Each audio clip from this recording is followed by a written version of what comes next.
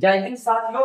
तो आज के इस क्लास में हम लोग जानने वाले हैं क्लास 10th रसायन विज्ञान धातु और अधातु में अंतर, जो कि है आपका चैप्टर नंबर 3। तो आइए बिना देर किए हुए हम लोग धातु और अधातु में उसके भौतिक गुणों के आधार पर अंतर को देखते हैं। तो देखिए, एक साइड में आपको बांट दिया गया है धातु को और दूसरे साइड में बांट दिया गया है आपको अधातु को।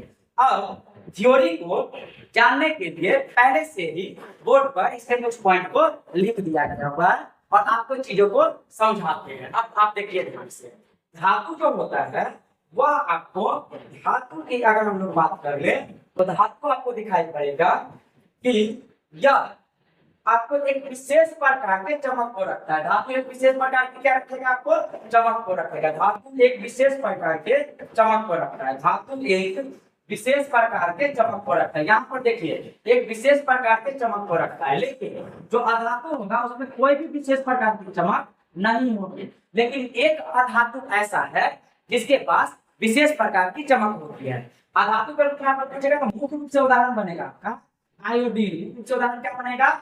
आयोडीन। लेकिन ग्रेफाइट भी इसका उदाहरण बनता है, आपको याद रखना पड़ेगा। कौन सा ऐसा धातु है जिसमें चमक होता है? उत्तर होगा आयोडीन। ठीक, अधातु में किसी प्रकार की चमक नहीं होती है, लेकिन एक बात आपको मिलेगा, क्या? आयोडीन। साथ में आपको ग्रेफाइट भी रख लेना, उसमें भी चमक। अगला दूसरा पॉइंट है कि धातु परायण विद्युत धनात्मक होती है। ये क्या बनेगा आपका? विद्युत धनात्मक होगा। विद्युत धनात्मक किससे बनाया गया है? इलेक्ट्रॉनिक विन्यास से। किससे बनाया गया है? इलेक्ट्रॉनिक विन्यास से। आइए आपको साइड में एक उदाहरण देते हैं। जैसे देखिए, तो अगर देखना है सोडियम के बारे में, तो सोडियम का परमाणु संख्या कितना? 11। सोडियम का परमाणु संख्या कितना? 11। अगर आप सोडियम को देखिएगा और इसका इलेक्ट्रॉनिक विन्यास देखिएगा तो 2,8,1। आयतन कक्षा में कितना इलेक्ट्रॉन है? 1 इलेक्ट्रॉन है। अगर इसको अष्टक नियम का पालन करना है तो ये अपने आयतन कक्षा से 1 इलेक्ट्रॉन को क्या करेगा? त्याग कर देगा। 1 इलेक्ट्रॉन को क्या करेगा? त्याग कर देगा। और सोडियम परमाणु से ये बदल जाएगा इसमें सोडियम आयन के रूप में। सोडियम किसके रूप में? आयन के रूप में। जब कोई परमाणु अपने आयतन कक्षा से इलेक्ट्रॉन को छोड़ता है तो उसके ऊपर में उतने धन आयन आता है, पॉजिटिव चार्ज आ जाता है, पॉजिटिव आवेश आ जाता है। ठीक है ना? धन आवेश आ जाता है। तो इसीलिए आपको बोला गया कि जो धातु होता है वह आपको विद्युत धनात्मक होता है। तो अधातु क्या बनेगा? विद्युत ऋणात्मक बनेगा। लेकिन आपको यहाँ पर एक अबाध दिख रहा हो। अबाध में क्या है? हाइड्रोजन है। अबाध में क्या है? हाइड्रोजन है। हाइड्रोजन को आपको याद रखना है, हाइड्रोजन में दोनों गुण होता है। वह धातु की तरह भी बिहेव कर सकता है, अधातु की तरह भी बिहेव कर सकता है। चलिए आगे बढ़ते हैं। अगला है आपका कि आपको दिखाई पड़ेगा यहाँ पर कि तीसरे गुण की अगर हम लोग बात कर ले तो ये है आपका कि धातु परायण उष्मा। देखिए यहाँ पर इंपोर्टेंट है, आप इसको रखिए। धातु परायण आपको उष्मा और विद्युत का सुचालक होता है। इसको देखिए, मतलब जो भी धातु होगा अपने से होकर के वह विद्युत धारा को प्रवाहित करने देगा, और अगर वह विद्युत धारा को प्रवाहित नहीं करने देता है तो वह पदार्थ आपका धातु नहीं होगा। अगला देखते हैं। अब कह रहेगा कि अधातु उष्मा और विद्युत का कुचालक होता है। अधातु जो होगा वह उष्मा और विद्युत का कुचालक होता है। कुचालक होता है। इसका उदाहरण आपको याद रखना चाहिए, ग्रेफाइट। ग्रेफाइट एक अधातु है, लेकिन ये आपको विद्युत का सुचालक होता है। विद्युत का क्या होगा? सुचालक होगा। चलिए आगे बढ़ते हैं।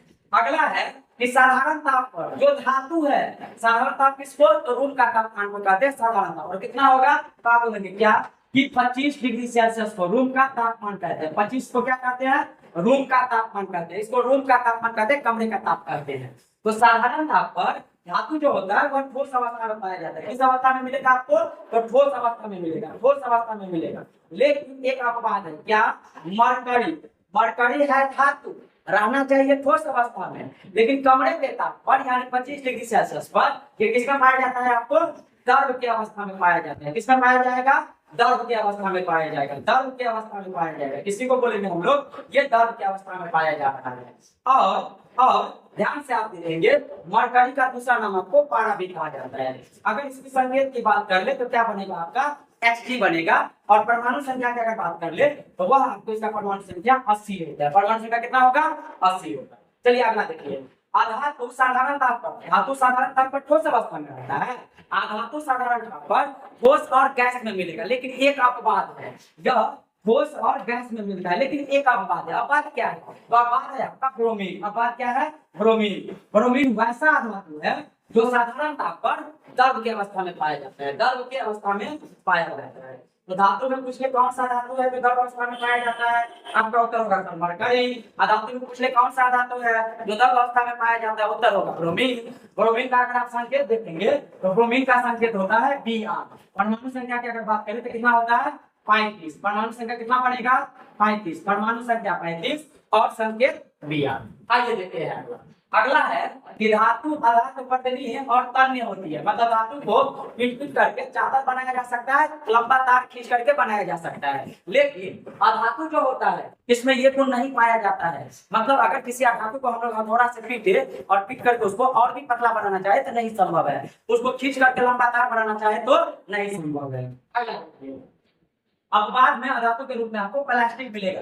प्लास्टिक को गर्म करके इसको लंबा बनाया जा सकता है और एक गंधक मिलेगा। आइए बात करते हैं अगला प्रॉपर्टी पर। तो अगला प्रॉपर्टी है आपका कि धातु के घनत्व उच्च होता है। धातु के घनत्व क्या होगा? उच्च होगा। तो बोलने की बात नहीं है, धातु के घनत्व क्या हो जाएगी? निम्न हो जाएगी। अब कह रहे हैं क्या कि धातु को हथौड़े से पीट करके पीटा जाता है तो इसमें एक विशेष प्रकार की ध्वनि उत्पन्न होती है। जब धातु वाले कोई भी वस्तु पर अगर हम लोग पीटेंगे तो एक विशेष प्रकार की ध्वनि उत्पन्न होती है, ध्वनि निकलती है। और यहाँ पर देखेंगे तो ध्वनि नहीं निकलती है, धातु में किसी भी प्रकार की ध्वनि नहीं निकलेगी। अगर आपको याद होगा तो आपके स्कूल में जो सरकारी स्कूल हो या नहीं तो फिर आपको अगर आप प्राइवेट में पढ़ रहे हैं तो वहां पर आपको दिखाई पड़ेगा कि हर एक क्लास खत्म होने के बाद दूसरे क्लास के लिए आपको बेल बजाई जाती है और वह जो बेल बना रहता है वह किसी न किसी धातु का रहता है। धातु को पीट करके एक आकार दिया गया हुआ है और उस पर हथौड़े की सहायता से उसको पीटा जाता है जिससे तेज ध्वनि उत्पन्न होती है। और आपको पता चल जाता है जैसे पहला पीरियड खत्म हो गया, दूसरा स्टार्ट होने वाला है, तीसरा स्टार्ट होने वाला है, तो ऐसे में आपको एक पीरियड के बाद आपको बेल लगाई जाती है। चलिए तो इस वीडियो में हम लोग यहाँ पर जानते हैं। अब इससे आगे के वीडियो में हम लोग धातु और अधातु के रासायनिक गुणों के बारे में जानेंगे। अब आपको तत्व यौगिक के बारे में आपको बताएंगे और फिर इसी क्रम में हम लोग लेक्चर्स को आगे शिफ्ट करते चले जाएंगे। तो आपको वीडियो पसंद आया हो और आपको चीजें समझ में आ रही हो, आप इसको क्या करना है, चैनल को सब्सक्राइब कर देना है ताकि आपको आगे की वीडियो समय से आपको जैसे ही वीडियो अपलोड हो आपके पास सूचना पहुंच जाएगा और बेल आइकन को भी आपको दबा देना है। तब तक के लिए धन्यवाद, थैंक यू।